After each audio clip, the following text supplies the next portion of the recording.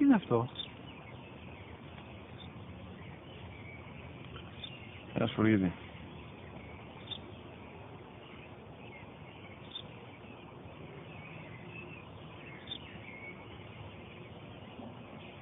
Τι είναι αυτό? Μόλις τώρα στο πατέρα, σφουργίτη είναι.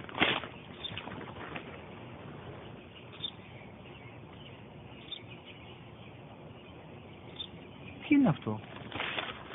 Ένα σπουργίτη είναι, πατέρα. Ένα σπουργίτη. Σπου-γι-τι.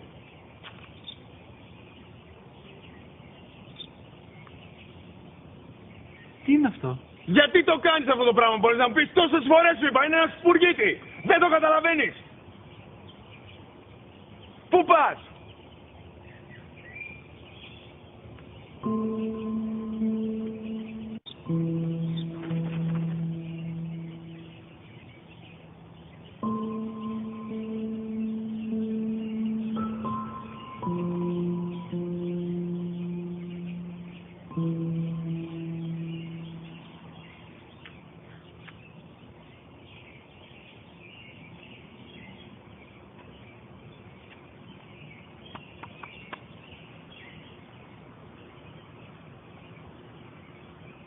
Δυνατά.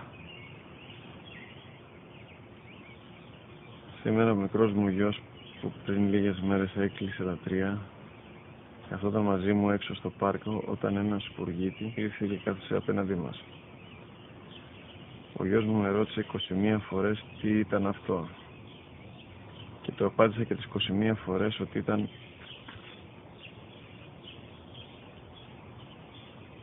ένα σπουργίτη. Τον αγκάλιασα τρυφερά και τις 21 φορές που μου έκανε την ίδια ερώτηση, ξανά και ξανά, χωρίς να εκνευριστώ, νιώθοντας στοργή για το αθώο μου αγοράκι. وَقَضَى رَبُّكَ أَلَّا تَعْبُدُوا